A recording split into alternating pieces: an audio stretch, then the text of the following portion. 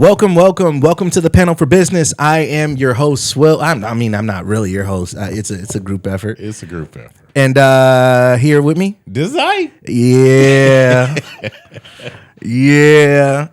And this is completely off topic, but Yeah. I know you know music. Yeah.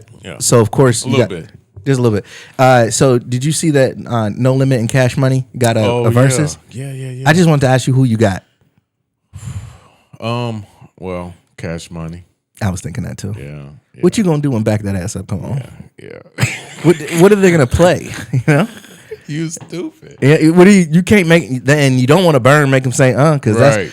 there's nothing that No Limit got that's Master big. P was a grinder though, you know. Yeah. And I happened to meet people that knew him because I lived in Louisiana in Baton Rouge. So Yeah. I met people that did work for him, and they was like, "This man is just a hard worker," and I was like, "Yeah," but you know, I mean, he wasn't originally from there; he moved there, you know. So I don't know, and I was down there with all that, so it was real good, you know. It was real good. That's what's up. Yeah. Anyway, we're gonna get into it. Of course, if you've seen Ike lately, you've seen him talk about the car business. I come from the car business. That's where I got the majority of my sales start. The bigger length of my sales start. Sold cars for 10 years, 6 years in Arizona, 4 years here. How long have you been in the car business? Too long. Yeah, it hasn't. I don't feel like it's changed a whole lot since I've been in it because I've been doing my thing elsewhere for like 7 years. It was really gravy before the internet. Oh Really man, gravy. Just so you know. yeah. Yeah, it was crazy managers throwing paperwork at you, cussing you out in front of customers. They didn't care, you know. Wasn't no Google reviews. No. You know, it wasn't none of that. It was straight car business. It was like sell cars. Yeah. Yeah. Well, with the internet and the way that things have changed now, you know, customers have more power than ever. More information. But the power, more power to choose, I would say. Yeah. I hear you. Okay, let me ask you this, because Yeah. this is you know, a topic. Why you say that? Just so I know. Why you feel like they got more power? I feel like knowledge is power. And I feel like consumers these days have a lot more information because of the internet. I feel like the internet changed, at least when I was selling cars, the internet changed the way that we sold cars. Used cars used to be profit leaders, you know, and of course that fluctuated through the years. But because of the pre-COVID, because of the boom of the internet, you were basically just making a flat fee on used cars. You weren't making any money on used cars anymore because, you know, Johnny was shopping your price with 15 other ones, and he knew every bell and whistle on it and why this one was a little bit more value. And those are the worst customers.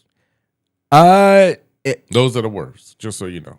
The educated one? You feel like those are the worst? Those are the worst people that go from dealer to dealer to dealer to dealer, trying to undercut this dealer by $50 or $100. Like, that's the whole reason why the car business is tanked. Why do you feel that way? Because in their minds, they're just trying to get the most for their dollar. Yeah. I mean, this is gonna turn into a debate, just so you know. Yeah, because okay? I'm on the other side of the fence a little bit, kind of, but a little bit. Okay, cool. Like I kind of agree, but I don't. So I'm just gonna tell you from my perspective, the happiest customer is the one that come in, see what they want, buy it, and go home. That's the happiest customer. The customer that's going to every store, all dealing with all these salespeople, don't know what kind of car they want. Like, those are the people who say, I hate buying a car. Those are those people because they make it hard. Those aren't the educated ones that... If you're educated, let's just say you go online right now. Say you go to the website, you see this is the retail price, this is the selling price. You come in and say, this is what I want. You buy it. So, okay, the education is what? I mean, it just, the dealer is saying, this is what I sell it to you for. It's your local dealer. You supporting your economy, and you buy the car. The salesperson got to sell, because obviously if it's on sale, we ain't making no money. People think we making money. We ain't making no money. So we want this to hurry up. Yeah. And then you got the customer that's saying, hey, you know, I didn't have to sit there and negotiate, and I bought a car and I'm gone. That's a pretty big misconception too, is that the fact that everyone thinks that car dealers are making so much money off the deals. You're right. I don't want to get too personal, but no, it's okay. uh, You always do. It's okay to get personal. Yeah. I mean, this real. no, it's real talk. life, real life. It's Okay, real talk. so the majority of used cars that are sold, even today, the prices that you see online, they don't have much profit in them. Is that still No. true? Yes. Okay. Yes. What is a salesperson making on one of those cars? So most salespeople probably making $100, $150. Yep. Okay. So Just lingo wise, for those who don't know, that is called a mini. yeah. Yeah, and we I make made a mini. we make a lot of minis. A lot of minis. Yeah. So salespeople a lot of dealerships have all kind of different pay plans, but really a salesperson make their money off of the amount they sell, because then they get bonuses for the amount they sell, because the dealer also recognize that you're not going to make that much money off the car. And when you say amount they sell, you mean volume, like selling 10, 15, Yes. 20 cars in a month. Yes. So that's the incentive for a salesperson. It's not that $150, because what can you do for $150? A bag of groceries, $150. And if I got to spend 4 or 5 hours with you to make $150, that's not even worth me, coming to work. But the dealer incentivizes their salespeople to say, hey, I know you're making these minis on these cars, so if you sell us 15, 17, 20, 25, 30, we'll compensate you from that. Yeah. Yeah. Back to, educated, uneducated buyers. Okay. So say you have that buyer, that's a used car buyer, and he sees 4 different Silverados and they're similar miles, similar equipment, and he comes in and he wants to test drive, but he wants to shop you to the next dealer. Do you feel like that's fair for a salesperson, for them to at least negotiate that price if they've seen it elsewhere? Okay, so you're saying I'm looking for a Silverado. They all similar years, similar miles, similar price. Right. And this customer feels like they're going to get a better deal somewhere else, so they want to go somewhere else. Well, I'm saying they want to negotiate your price because they saw it elsewhere for less. Right. So a lot of times when people do that, it's a reason why it's less. So every dealer has their thing that they do. Like at the store I'm at, they spend a lot of money on reconditioning the vehicle. Okay.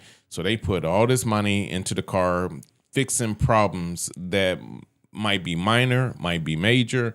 They're kind of doing it ahead of the customer buying it, because they want the customer to be like, man, we bought a car over here and we didn't have to spend no other money. We had, And just to be clear, just so the viewers know, you work at a franchise dealer. Correct. Which is, we don't have to put it out there. Right. But a franchise dealer would be your Subaru, would be your top tier companies, Honda, Chevy. Right. Like, these are not your Bob's Auto Motors. Correct. These are your, Right. you answer to a franchise. The real car dealerships. Yeah.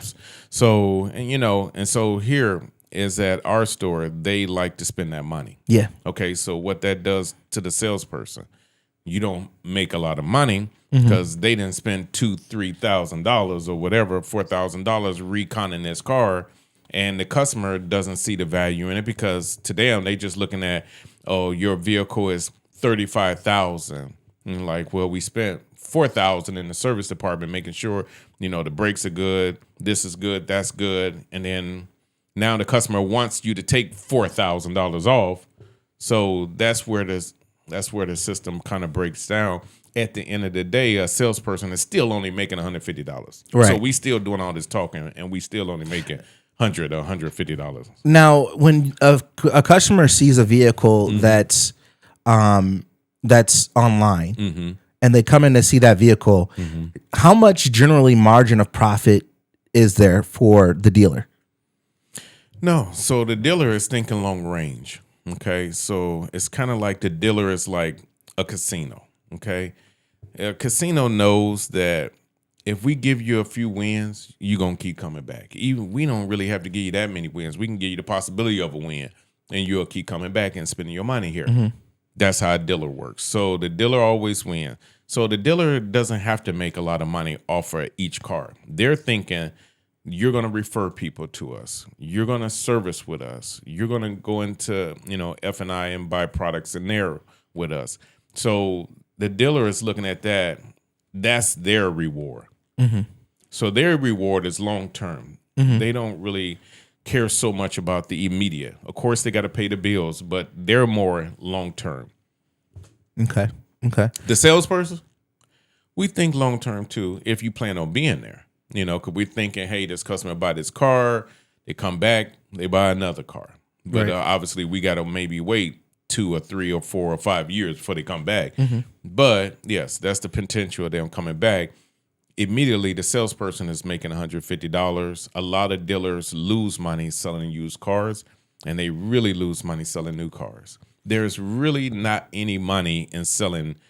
I know customers don't believe this, but it's really not any money selling cars.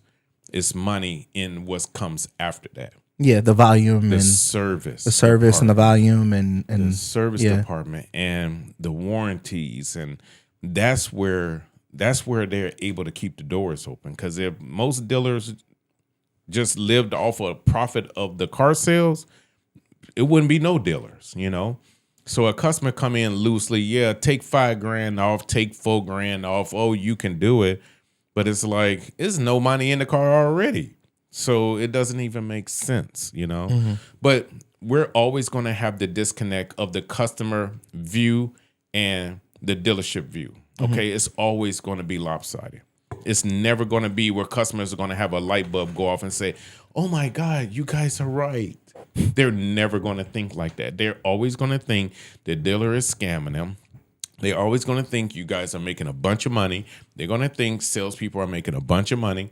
So there's never going to be where a customer really understands. There's very few customers that understand, but they are so minute. But most people going to say, y'all making a bunch of money. What's your mini right now? Yeah, that's what it is. 150? 150. Yeah. Yeah. When I sold one a day, I got $150. God bless you. Yeah. Well, I mean, if a customer is hearing that there's no money, why? And then their next question is, why are you doing it then? Well, that's a good question. Because we hope we find the customer we can make some money on. Right. It's God bless them. They out there, and you can't wait to find one that's and I'm one. Like when I bought my Trail Boss, I went to the store. I went to the Chevy store. I said, "This is what I want." He said, "Okay, this is how much it is.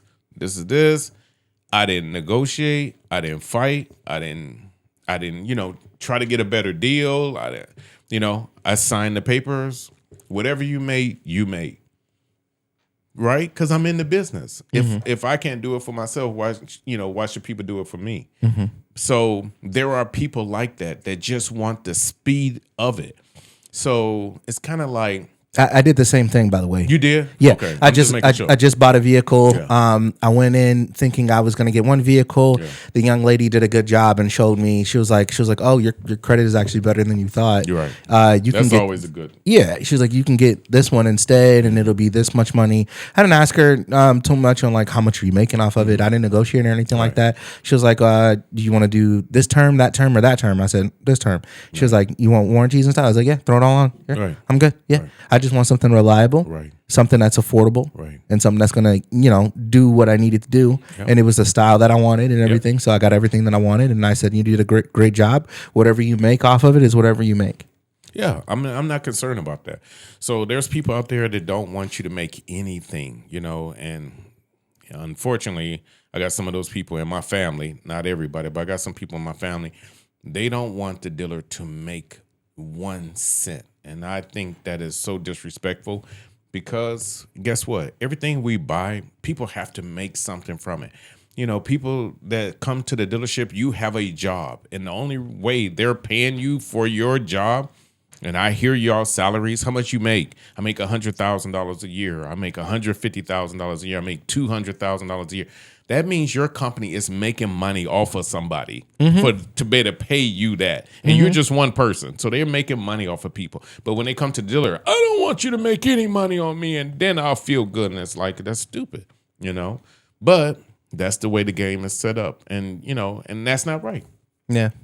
It's not right. So people with money don't do all that back and forth stuff. They come in, they buy it, they want to leave. their time is more valuable. People that are broke, people with hardly any money, they fight. They go to the dealer, and they might say, well, I'm a millionaire, and that's just smart buying. Okay, but your time isn't worth that. So you're basically saying, my time isn't important. I will spend 6 months looking for a car to save $100. With a person that has a mindset of abundance, they're just saying, what's the price? Okay, plus taxes, plus the fees. I know you need to make something, and they sign and they go. Because their time more valuable. So okay, I can understand that. So people who are broke, their time isn't valuable. They have nothing to do better with their time. And we had a lot of people coming to the dealership, and they walking around, and they just want to look at cars. Yeah, I'm just had some time to kill. I'm like, wow, must be nice. You got time to kill. Now, that was one thing that I really hated selling cars. I hated when people wasted my time, because if you take a salesperson off the sales floor, then he's no longer able to go make money on someone who is serious. Yes. Yeah. So happens all the time. What should customers do when they want to look around at a dealership? Should they, and they have no intention of buying, should they get that assistance, or should they not? Here's the thing. I guess there's so many ways that people buy. I guess I can't come up with the best way. Which is the best way is when they're closed, when we're closed. So in Indiana, in Illinois, if you come in on those days, every dealer is closed on Sunday. So you could look at all the pretty cars and look inside all the windows, and you can, tape measure the wheelbases and do all that stuff you want to do to buy. But then when you come in and as soon as you talk to a salesperson, you're basically saying, I need your time because I'm trying to buy something. And that is important to that salesperson. He's trying to feed his family. He's trying to, take care of himself, or, whoever he's responsible for. And you're taking him off the market for whatever you're on. So if you're just on, I just want to look around, just tell them when you come in, hey, I just want to look around. Give me your card. If I see something I like, I'll let you know. And then if they don't let you know, then good. You looked in all the doors and you pop the trunk and you feel good about all that, then you go, right? And you didn't waste that salesperson time. But if you do see something you like, now you're, because he's a commission. We're commission salespeople. So you commission me to be around you right now. And some salespeople understand this game. And a lot of salespeople don't want to be mean to people because you don't know if they're going to buy. So you don't be, hey, man, don't waste my time. We can't say that, right?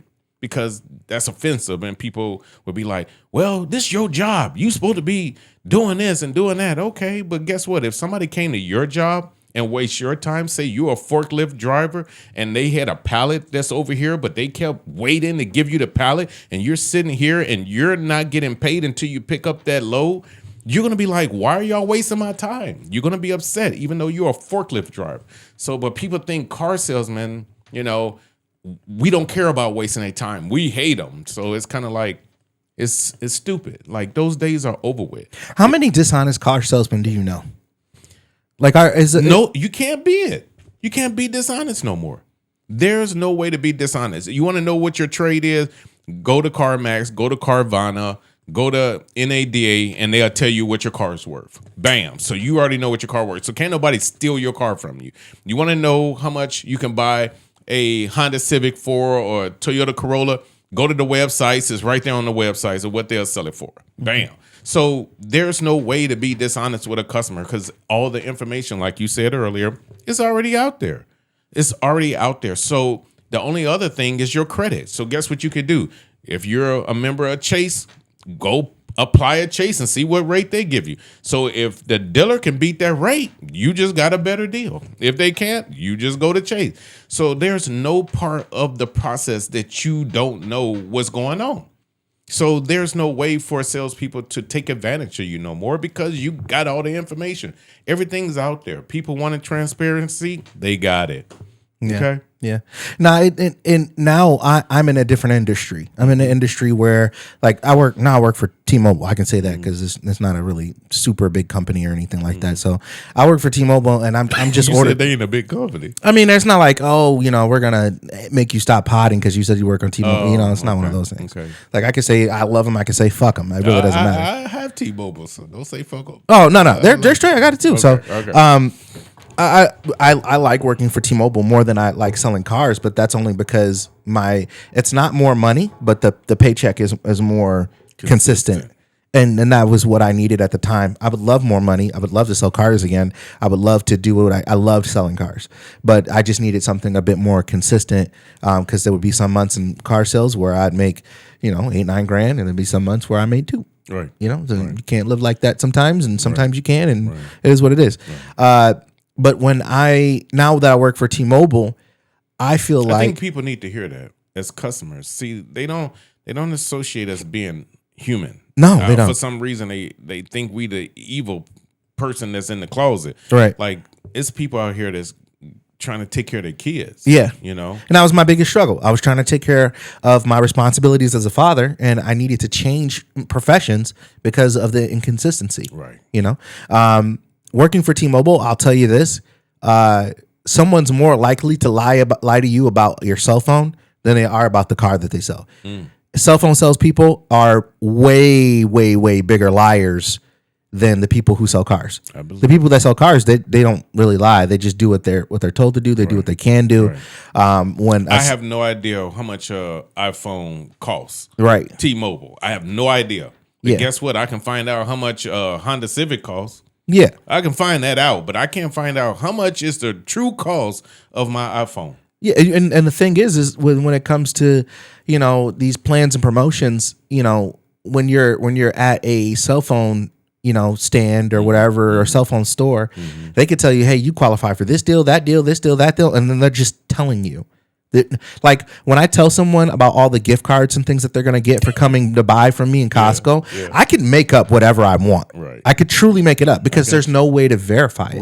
Right. There's nothing on paper that they get. Right. There's no contract. They're just taking my word for it. Even on the contracts that they get from us, it doesn't have the promotions from the carrier on the contracts. Right. So people out there think that, car salesmen are the boogeymen. Right. When really it's a lot of people in a lot of other different professions. Car sales is, they could tell you anything. Doctors, they the biggest scammers. I mean, I love a doctor, but how much does it cost for you to give me a root canal? How much does the actual tooth cost? You know what I'm saying? Yeah. How much does it cost for you to clean it? Yeah. But people just pay it. They don't sit there and negotiate or fight with them. If it's too much, they just get up and leave. But I mean, you also in the restaurant industry. Yes, you can get some St. Louis ribs for $30. You can get them for $15. I can. And that's what I'm saying. We don't fight with that. We gladly give our money away. But then when it comes to a car, I mean, just look at houses. How much does it cost to build a house and to buy a house? It's a big profit margin.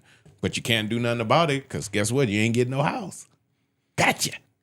But when it comes to cars, people think we have all this profit and we're making all this money. It's not there. It's not real. It's not there. The person who sold you your phone is more likely to lie to you than the person who will sell you your car. Yeah. And if for any reason the person that's selling you your car has an attitude, it's probably because you're wasting their time. Exactly. Yeah. And that's what I'm saying about car salespeople. We're there all day. I mean, do you know how many divorces happen at a car dealership? I went through one. Oh my God! Yeah, I went through 2 of them. Yep. But my baby, I gotta say, my baby mama, she's a great person. She is a great. She's great. She's a phenomenal person. Yes. It was all my fault. Yes. It was all my fault. You've never talked down about your baby mama as long as I've known you. Never once. So that's what I love. Never once. Yep. That's what I love about you. And that is no sarcasm either. No, I mean I don't know nothing bad about her. Yeah. So that's what's up. But I do have a baby mother. My son is older now, but I mean the whole reason why I believe our marriage deteriorated is because how much time you spend at a car dealership. Customers do not respect your time. I can't say all. There's some that do. If you have a day off, they'll be like, you know what? Don't worry about it. We'll come in this day because that's your day off. You need a day off. Some customers like, I can't come in that day. I only can come in this day. Well, can you just give me to somebody else? I'm on commission. If I give you to somebody else, I lose a sale. Like, you know what I'm saying? So they don't care. Well, can you just give me to somebody else? Like, just, I don't even really want to talk to you anyway. Well, been the one that's been helping you. So when you got a wife and you're like, hey, baby, we're going out and to dinner at 6:00 to this, restaurant that we got reservations for, and then Mr. and Mrs. Jones call and say, well, we on our way, or just pop up. They don't even call you. They don't give you the courtesy of calling. They just pop up. Hey, we here. Hey. And now you got to spend those 3 hours. I was just about to leave. Oh, we sorry. Well, can somebody else help us? And it's like, this is my job. Now I got to stay. Now I got to call my wife. Baby, I can't go to dinner, because Mr. and Mrs. Jones decided just to pop up. Yeah. No respect. They don't respect it. So, but they want the respect. See, right. that's what I'm saying. So that's why I said we could talk till we blue in the face, but customers are never going to understand the salespeople, and salespeople are never going to understand the customer. Because me personally, if I was going somewhere, I'm going to call ahead. Hey, Bob or whatever, I'm coming down. I want to buy that car. Hey, Ike, I'm about to leave for the day. Can we schedule another day? Yeah. I mean, it's not like I just have to have it tonight. I would like it tonight, but you my guy. I've been working with you. You've been helping me. So I'm not just going to toss myself to somebody else. And now they get the commission. They get the sale. Because remember, I told you it's about units. So we need those units to get our bonuses. So, even if I'm missing the money, I'm really missing the unit, which is a lot of times more important than the money. Just like today, I make $150 selling a car. That don't do nothing for me, but the unit does, because the unit gets me to the bonus. So that's my incentive to, do what I got to do, be professional and all that good stuff, just so that I can get the unit. That's what's more important to me. Real quick, let's talk about the good customers. And it's not that some are bad and some are just bad. Some are just bad. Some are just a pain in the ass. But the good ones, what were some of the things that they did to stand out? A good customer? So I would say a good customer is a loyal customer. That's like on my memory of a good customer, like they have my cell phone number. They call me before they come. They, will not work with anybody but me, unless, something's crazy happening. Like if I'm on vacation, they'll say, I'll wait till you come back off vacation. So those people, I don't care how much I make on them, because I'm going to go the extra mile for them. I'm going to help them in ways that a customer, not a bad customer, but somebody I just really just going through the process with, I'm going to do things with them with service. If their car messed up, if their car broke down, if they've been waiting in service too long, like I'm going to do things for them I just wouldn't do to a normal customer that just is just don't care about, and don't care about the process. And, like they say, you give more bees with honey. So those are the honey customers. The honey customers, you say, hey, this is the price of the vehicle. This is what everything that comes with it. They be like, okay. This is something to be said about a customer giving us the benefit of the doubt. I remember working in the car business and dealing with people on a daily basis, and people saw how much I cared. Yeah. I was one of the salespeople where if I felt like, there are some situations where, there is profit here and there. And if I felt like I gave the customer my word on something and it wasn't being honored by means of the price, or it wasn't being honored by means of the trade, or it wasn't just being honored and by means of floor mats that I promised or whatever it was, I was going to go and I was going to work my ass off, and I was going to go argue and fight with whoever I had to in order to get it for those people who appreciated my time and people who gave me the benefit of the doubt. Me too. I truly believe that if you and your customer are locked in and have that trust between the two, which is, it's something that you can't develop right away, but it's the 5-minute friend. Right. It's the, they're asking questions about what you do and different things like that. They're not trying to scope and see if you got money. They're trying to build conversation and build a relationship. So when you build that relationship, it goes a long way. I have customers. I haven't sold a car in over 7 years. And I work inside of my local Costco. There's only one Costco, within maybe 30 miles or 20, 25 miles of where I'm at. So I see all the customers that I've sold cars to. I've seen their kids grow. I've seen them get older. I've seen, they've come. There's people who've bought cars from me who also came and bought phones from me, who bought from different dealerships. There's people who I've been in their homes. We've become genuine friends off those car deals, and it all came down to them giving me the benefit of the doubt because they said, you know what, Steven's going to take care of it. Right. Steven's going to take care of me. That's gangster. It is. I like that. Yeah.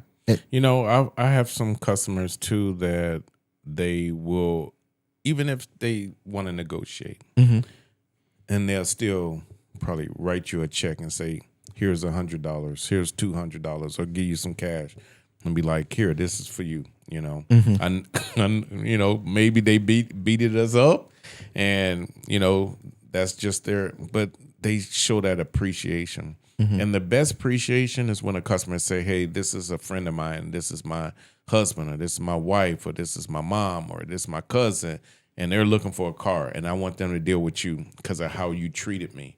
That's like the biggest appreciation that you can get from a customer is when they refer somebody that's close to them to you. Yeah. Yeah. Do you think people should trust car salesmen in 2025? Well, I mean, it's kind of like life. You got to trust a person. I wouldn't say the car salesman because I don't even trust my doctor right now because he sent me a big ass bill and I was happy about that. And I'm like, dude, what? I didn't even have hardly nothing wrong with me. I had what problem?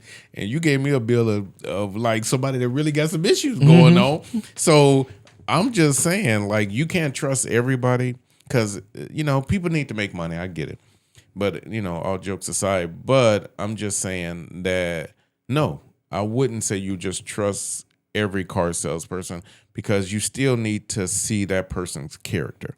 But that's something that you pick up right away. That's not something that, you got to beat them up or play, because I'm not with a lot of the games, But a lot of customers do. They like to make jokes and be funny, and they think they're funny, And it's kind of like I have to kind of like come to where they are because it's like I'm at work. You know what I'm saying? You're buying a car. You're in your leisure time. I'm at work. Like it's, if you at work and I come playing with you at your job, you probably be like, hey, I'm at work, man. What are you doing? Leave me alone. Same thing with us, but people just think because we're out there that we're there for their amusement, you know what I'm saying? Like we circus animals. So. Do you think that car salespeople should be paid a service fee? So I saw one of your videos, and in the video you mentioned that dealerships are charging $50 as a service fee for you to deal with a car salesperson.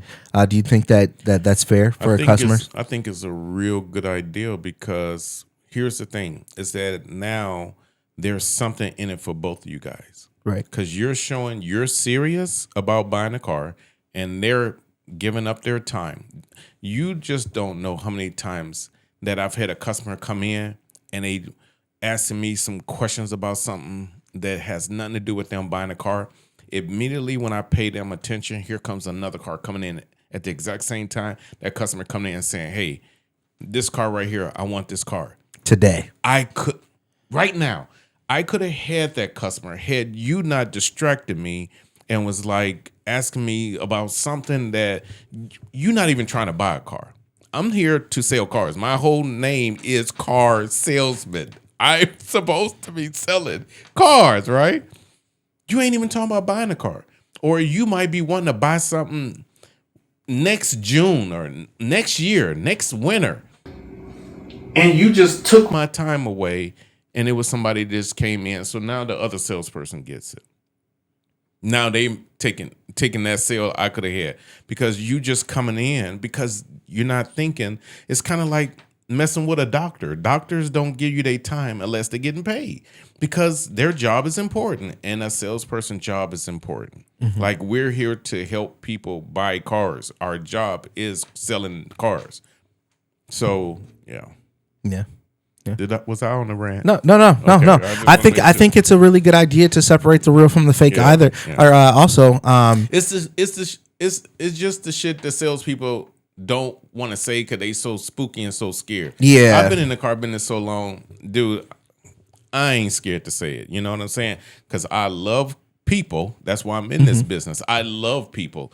So yes, I do give you my time, but it also, I want you to be respectful of my time. If you're not trying to buy nothing, and just so you know, maybe you're not buying today. Okay, you buying next year, June. Start with that. Don't say that at the end. Start with that. It's kind of like, hey, we're looking to buy something next year around next summer. So we want to look at cars. And I'm going to be wondering, why are you here today? Because I'm a car salesman. Why are you here today? That's 10 months from now. You might not even want none of these cars 10 months from now. But you're stopping me from selling a car today. And it's a customer just pulled in and says, I want to buy this car right now. And I just missed them playing with you because you want to buy something 10 months from now. That's the shit we go through every day. Yeah. That's part of our job, but that's the part we don't like, So you want to talk about management. How much we got on the, do you got a timer on there? Yeah. What's the timer say? It says we need to shut this down. Oh, okay. All right. Yeah, well, I mean, I'm glad that we got all of that out on that topic. Shut this down. Yeah, I'm glad we got. Tab is up. I'm glad we got that out on that topic because I think there's a lot there. I think that there's a lot to be said. I think there's that's the next one. Yeah, that should be the next one for sure. Salespeople and management. Salespeople and management give you an inside look on what it is, the relationships between salespeople and sales managers. This the real. It's a little too raw today. They might not like me after this. They might not like me. Well, it needs to be said. And that's the whole thing I like about podcasts. That's what I like about going online and TikToking and YouTubing. It's like people need to hear the real, all of it. Not just the stuff, you look at on TikTok and all these salespeople are, a lot of them, some of them are real, but a lot of them are trying to make it fun and games and, all this stuff, and that's cool. That's your lane, but it's like this is a business. Yeah, it's like $1 billion business. It's like Toyota is one of the number one companies in the world. Honda, Chevy, Ford, Dodge, like these companies make billions of dollars. Like this is a real business that we in, and we on the ground floor. We're the salespeople selling their products. We get paid the least amount, take the most crap, because them executives at Ford, they ain't taking this crap. They not on the floor fighting with customers and how much you give me for my trade. They ain't dealing with that. We are. We taking all the lick. Before we go, what's the most lopsided car deal that you've ever done where you made the least amount of money for the most amount of your time? Oh my God. I have learned when I was newer in the business, I could have somebody waste a lot of my time. I'm not that dude no more. You ain't gonna waste all that time of mine. But it's still people that I probably have been with, I would say, 4 hours. How much for how much? To make $100. Make $100, $150. The dealership that I worked at after I moved here, their mini was $100. If it was a half deal, because we did half deals, it was $50. If someone had a referral to be paid to someone else, they took out. You split the referral fee. There were at least 7 or 8 times. I worked with a customer for 3-4 hours and I made $37.50. On that deal. That's tough. And it was a half unit. So if you guys think that car salesmen are just rolling in dough from the money they make off of you, there have been plenty of times where you walked away. Man. You might have walked away angry. You might have walked away happy. Yeah. Regardless of what, you got my A1 service for $37.50. And if you don't believe me, I can show it to you. Okay. Chill.